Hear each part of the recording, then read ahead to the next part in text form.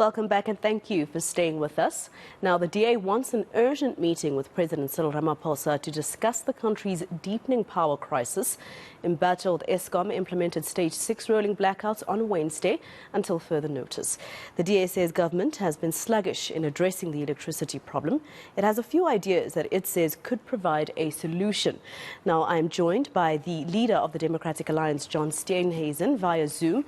Thank you very much, Mr. Steenhuisen, for your time here on eNCA. Maybe firstly, let me start with yesterday's developments.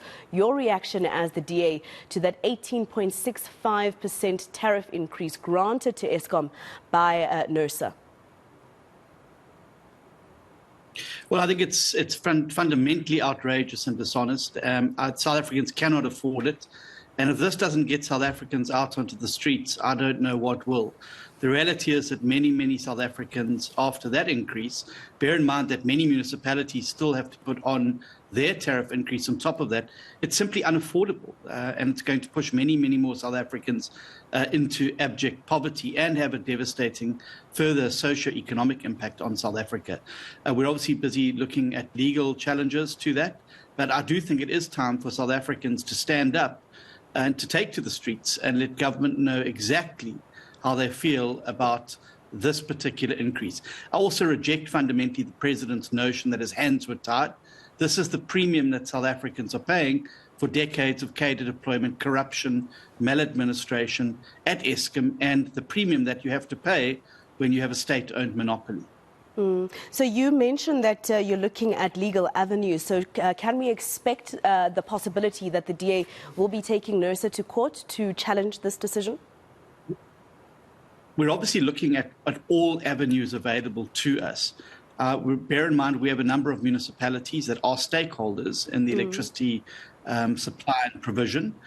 We also want to make sure that the process that was followed was absolutely to the letter. But I don't think it's fair or reasonable or rational to pass on such a massive hyperinflationary increase onto citizens who are already reeling under the ill effects of precisely the rolling blackouts that have caused more unemployment, more poverty, and is decimating economic activity in South Africa. Essentially, South Africans are being asked to pay more for less service. And this is not through no fault of their own. They're consumers. It's a fault because we have government policy that's outmoded, outdated, has not kept up with the modern world, and is riddled with corruption, maladministration, and the placement of people. There are many other ways Eskom could have absorbed this particular cost. They're 66% overstaffed. They could have cut the terrible criminal syndicates that are responsible for providing coal at a massive premium to them. And the price gouging that takes place around that. So there are many other options before simply just once again burdening the South African consumer for government's malaise, inaction, and failure to get to grips with these problems. Now, in your letter, you repeat one of the suggestions that you had made already in your own energy, crisis management as the DA. And in the letter, you repeat the ramping up of security. Now, the president in December did sign off on the SANDF going to those key power stations at Eskom, but this seems not to have yielded any results. No, it won't, because the SANDF are not trained for policing and crime detection. What you should be doing is putting in place special units into those, particularly intelligence-driven units, into those power stations to get to the bottom of who is behind the sabotage that's taking place there and the activities that we've seen, such as the poisoning of Andre de Ruyter's coffee and other threats made against senior Eskom executives. The SANDF, it's not their function to conduct policing or crime detection. It is their job to defend the borders of South Africa and provide stability to the country. Until you get specialized units into those stations to get to the bottom of it. But the reality is that that's just, frankly, flitting around the edges. The real problem is we've got an energy supplier in South Africa that is outmoded and outdated and is still stuck in the ideological period of the 1980s when the world has moved on. And that's why we're being left behind in the manner that we are. Mr. Steenhuisen, yesterday the spokesperson of the president, Vincent Magwenya, said that he deeply regrets the fact that South Africa has been plunged into stage 6 load shedding. You wrote a letter to him immediately after Eskom announced that we'd be on stage 6. Has he responded? He hasn't responded yet, and it's not good enough for government to say they deeply regret it. We've been hearing since 2015, including from Mr. Ramaphosa, that in 18 months we'd forget the problems with Eskom ever existed. We've now started this year with the worst load shedding in the beginning of a year that we've seen since 2015.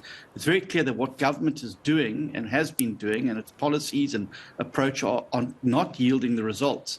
And that's why I would very much like to sit around the table with the president and get an understanding from him about why they're clinging to these failed policies and why they're not considering opening up this problem to the private sector, to South Africans who want to help. This has got an impact on all of us. It doesn't matter what the color of your party political T-shirt. And it's time now for the best ideas, not the ideological ideas, to prevail so we can get out of this mess. All right. So, Mr. Steenhuisen, I don't know if you agree with this. In one of his volumes of the State Capture Report, Chief Justice Raymond Zondo also blames, puts the blame squarely on SCOPA as well and Parliament, saying that they failed in their duty to make sure that there's oversight at parastatals such as Eskom and PRASA. Do you agree that Parliament as well failed with the fact that it had to make sure that there's oversight and making sure that there's accountability from those years ago of the Brian Molefez and Matsela Kokos? Absolutely, I would agree completely with that. But it's not that there weren't members of Parliament trying to do that. And I think that also came out very clearly in a number of the testimonies made there. There were MPs calling for ad hoc committees, calling for the inquiries, putting the information there, asking the tough questions. What you had was a parliament and presiding officers who were more interested in protecting the party and their president than actually doing the job that was required of them. And here we are again with the Phala Phala scandal, with an exact repeat of that. So it's very clear that no lessons have been learned. Furthermore, somebody who's implicated in the state capture report has himself now been put in charge of turning Eskom around in the form of Mr. Gwede Mantashe. How on earth do you put the biggest obstacle to energy reform in South Africa in charge of the only state monopoly on energy provision, generation and supply and expect that you're going to get a different result? It is absolute madness. And that's why I say I think it really is time for South Africans to take to the streets, to let government know that this is not something we're just going to accept lying down, that we are not going to just accept the passing on of your ineptitude to drive tariffs up for us and drive further of our citizens into poverty, and that what we actually need is a clear action plan from government, one which we as the opposition, you as the media, and all citizens can hold government accountable towards achieving those results. And the first thing to do is to get the politicians out of the way, get Eskom in the hands of engineers, industry experts and international experts so they can advise on the best way forward, unconstrained by the ideological backdraft of people like Gwede Mantashe and others who have held the industry and sector back so fundamentally for the past decade. Well, Mr. John Steenhuisen, the leader of the Democratic Alliance, thank you very much for your time here on eNCA.